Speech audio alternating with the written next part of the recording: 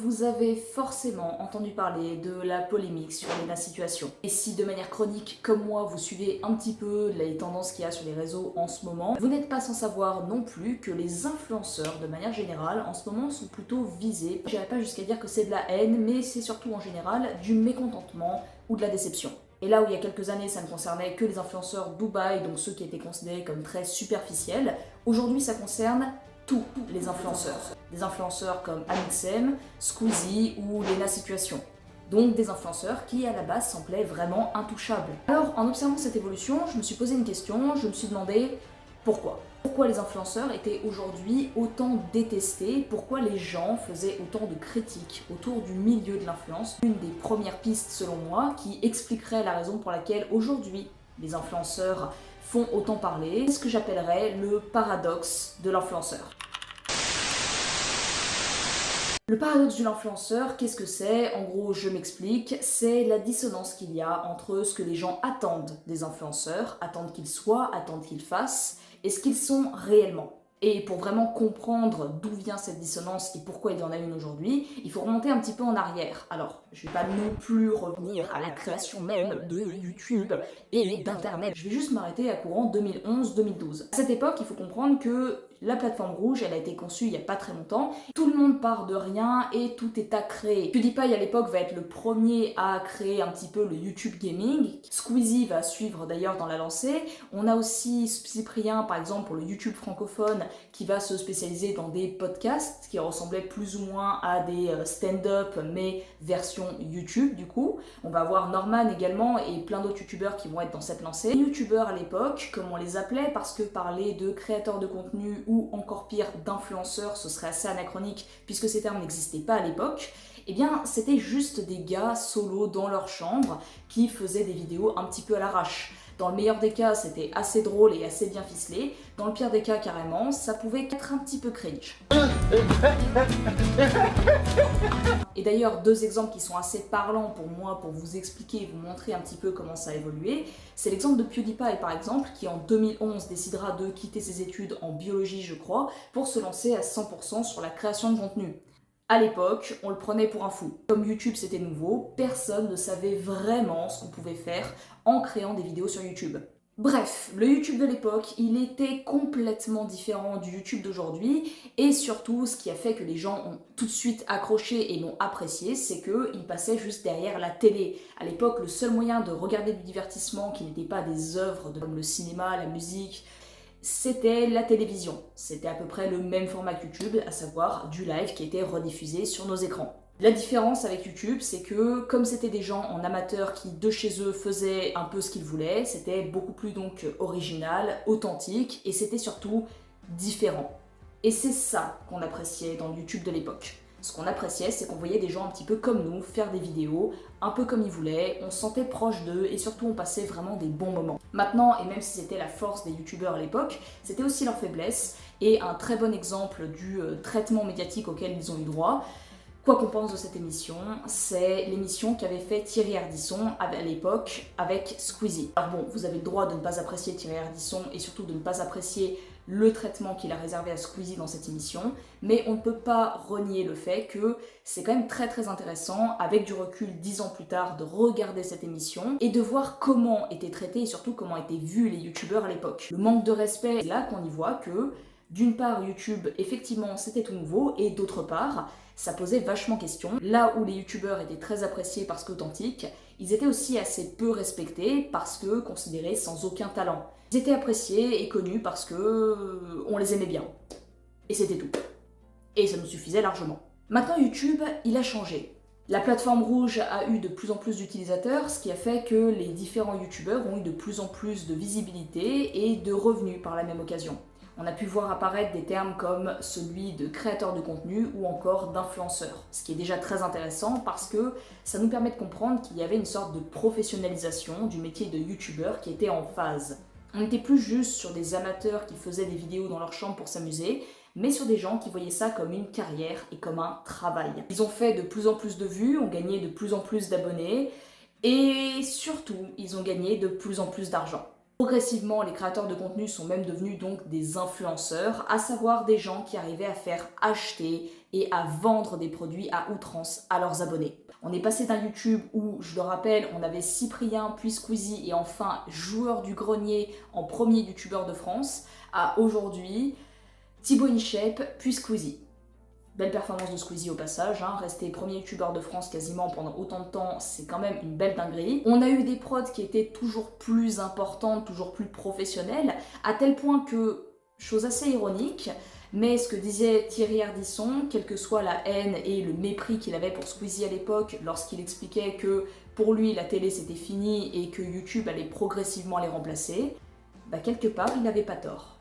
Il n'avait pas tort parce que ce qu'on voit aujourd'hui, c'est qu'il y a de moins en moins d'utilisateurs de la télé, mais de plus en plus d'utilisateurs de YouTube, et surtout que le format des vidéos YouTube, notamment celles faites par Squeezie, ressemble étrangement de plus en plus à celles qu'on aurait pu trouver sur la télé de l'époque. Bref, YouTube il a bien changé, et nous dans tout ça. Parce que c'est quand même nous qui faisons qu'ils ont un bon revenu, c'est quand même nous qui leur faisons gagner de l'argent, qui achetons leurs produits, qui consommons leur contenu. Donc, qu'est-ce qu'on est devenu ? Et bien malheureusement, et c'est pour ça que je parle du paradoxe de l'influenceur, nous on n'a pas vraiment changé, on n'a pas vraiment évolué. On cherche toujours à peu près les mêmes choses, on cherche toujours de l'authenticité quand on regarde du contenu. Je veux dire, une des choses qui revient le plus souvent lorsque les gens parlent de pourquoi ils aiment Léna Situation, c'est son authenticité. Une des grosses qualités qu'il lui donne, c'est Léna est authentique, Léna est naturelle, Léna parle de choses qui sont vraies. De la même manière, quelque chose d'assez intéressant à regarder, c'est lorsqu'on regarde un petit peu les TikTokers, les différentes personnes qui font des vidéos sur les réseaux, pas mal de trends qui ressortent de TikTok, bah c'est marrant, mais très souvent, outre les danses, les challenges un peu bizarres, etc., on a les trends sur le fait d'être authentique. On a pas mal de TikTokers qui se sont fait connaître parce qu'ils étaient comme nous. Et c'est quand même dingue quand on y réfléchit d'aller sur les réseaux pour voir des trucs qu'on verrait dans la vie de tous les jours. Mais c'est ce que les gens demandent, c'est ce que les gens veulent voir. Et donc fatalement, je pense que vous voyez où je veux en venir, mais quand d'un côté, vous avez des gens qui ont tellement évolué qu'ils sont en réalité devenus des entrepreneurs, des entrepreneuses qui gèrent des multinationales avec des dizaines d'employés et qui brassent des millions d'euros et qui sont presque en train de remplacer les productions réalisées par la télé à l'époque, et de l'autre, des gens qui veulent encore autant d'authenticité qu'à l'époque où ces mêmes personnes faisaient leurs vidéos en amateur dans leur chambre, bah ouais, il y a un petit problème, il y a une petite dissonance qui se crée entre ce qu'on attend d'eux et ce qu'ils sont réellement devenus. Et ce genre de choses, autant ça ne se voit pas forcément sur des youtubeurs comme Squeezie qui ont gardé à peu près le même format la plupart du temps, notamment lorsqu'ils sont en live, autant quand tu t'appelles dans la situation et que tu fais des vlogs où tu montres ta vie de tous les jours, bah oui, c'est un petit peu plus dur de le cacher. Et forcément, ça fait un petit peu polémique.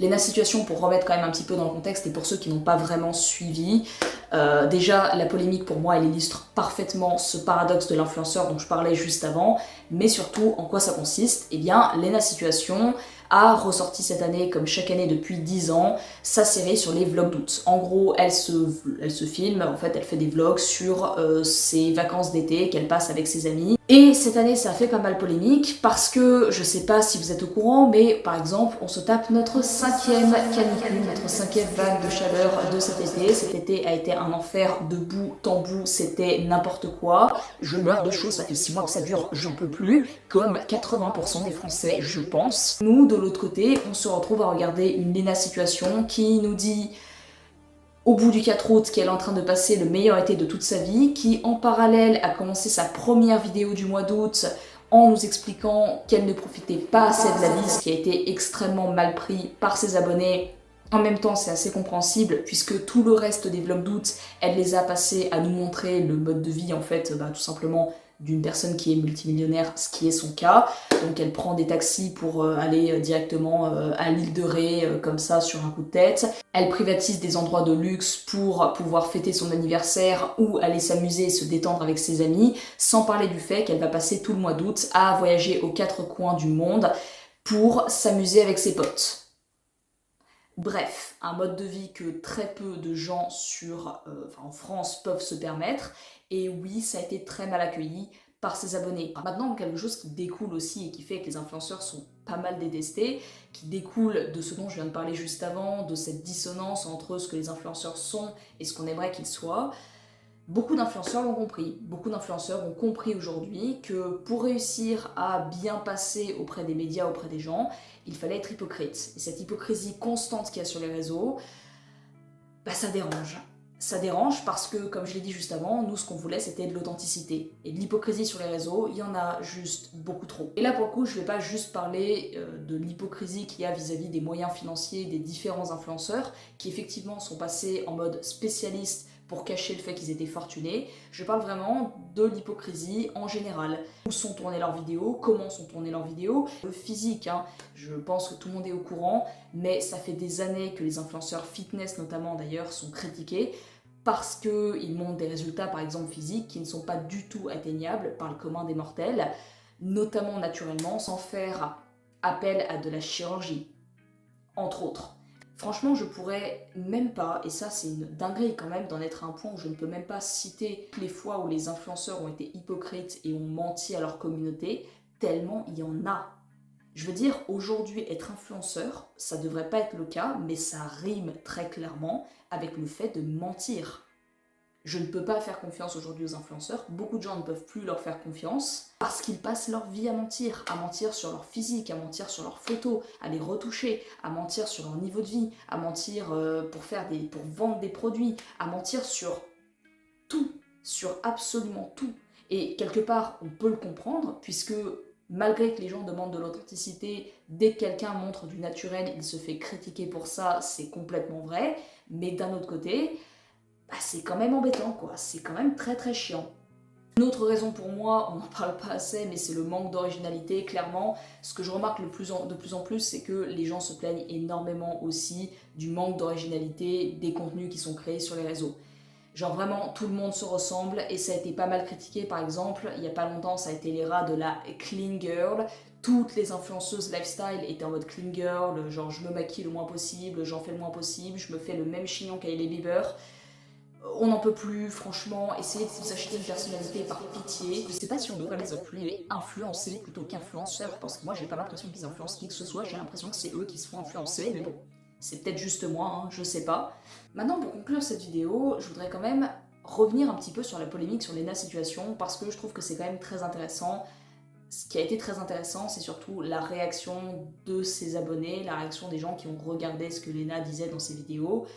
J'aimerais commencer par être très clair, je suis absolument en désaccord avec les gens qui l'ont insulté. Je trouve que c'est petit, que c'est méchant et surtout que c'est complètement inutile de l'insulter. Ceci étant dit, je pense qu'il y a un moyen très efficace de montrer votre mécontentement, c'est tout simplement de vous désabonner et d'arrêter de suivre son contenu. Si vous n'êtes plus en accord avec ce qu'elle fait, tout simplement ne la suivez plus. Maintenant, quelque chose qui est assez intéressant, c'est que vous n'irez pas à l'encontre de ce qu'est Lena aujourd'hui. Lena est devenue ce qu'elle est aujourd'hui parce que la plateforme globale a changé. Tout a changé. Comme je l'ai dit juste avant, YouTube est différent. Aujourd'hui, ces influenceurs sont millionnaires pour la plupart. C'est très facile d'ailleurs de devenir millionnaire aujourd'hui avec les réseaux, beaucoup plus que ça ne l'a jamais été auparavant. Et oui, ces gens-là n'ont pas vraiment à se cacher de ce qu'ils sont devenus. C'est malheureux, mais là où on les appréciait pour leur authenticité et leur proximité avec nous, aujourd'hui, rien de tout ça n'est resté. On a appris pendant des années à apprécier ces influenceurs pour ce qu'ils étaient, pour leur proximité avec nous, pour leur authenticité, leur originalité. Aujourd'hui, on se retrouve avec des youtubeurs qui créent du contenu qui ressemble de plus en plus au contenu qu'on pouvait voir sur la télé à l'époque. L'originalité, c'est un petit peu mort. On appréciait les influenceuses beauté et toutes ces youtubeuses pour leur authenticité et leur proximité avec nous. Aujourd'hui, elles se contentent de créer des selfies, de nous mentir sur leur apparence, la façon qu'elles ont eu de pouvoir obtenir cette même apparence d'ailleurs. On tombe sur des Lena Situations qui nous montrent leur quotidien de multimillionnaires avec lequel on ne peut plus du tout s'identifier. Apprécier de manière générale YouTube et les réseaux sociaux pour toutes ces vidéos un peu cringe dont je vous ai parlé au début, mais qui avaient quand même leur charme, qui avaient quand même un petit peu leur atout quelque part, qui étaient drôles, mine de rien. Et aujourd'hui, on apprécie des youtubeurs pour leur professionnalisme et leur qualité technique. Pour les longs métrages qu'ils arrivent à faire, qui sont émouvants et qui ressemblent presque à des films qu'on pourrait voir dans un box-office. Bref, YouTube il a changé et c'est pas la faute de Lena Situation, c'est pas la peine de l'insulter, c'est même pas forcément elle le problème, c'est le système, qui a, je pense, récupéré YouTube et qui en a fait quelque chose de complètement différent, qui a complètement transformé la plateforme par rapport à ce qu'elle a pu être par le passé. Et ça, il va falloir l'accepter. En bref, on a passé des années à apprendre à aimer cette plateforme pour ce qu'elle était, son originalité, son authenticité, la proximité qu'on pouvait avoir avec les créateurs de contenu qu'il y avait dessus. Et maintenant, on va devoir passer des années à apprendre à aimer ou détester ce qu'elle est devenue. J'espère que cette vidéo elle vous aura plu. Moi en tout cas j'ai beaucoup aimé parler de ce sujet, c'est un sujet qui m'intéresse beaucoup et n'hésitez pas à me dire dans les commentaires ce que vous en avez pensé. Voilà. Et surtout dites-moi ce qui va pas parce que en vrai je sais que mes vidéos elles sont pas ouf. Donc vraiment si vous voyez des points améliorés, genre le décor et tout, qui est pas encore... En vrai il faut que je change de setup je pense. Mais n'hésitez pas. Et je vous dis une prochaine fois pour une autre vidéo. Et si vous avez des recommandations, des vidéos que vous avez envie que je fasse, n'hésitez pas non plus. Et je vous dis à une prochaine et ciao.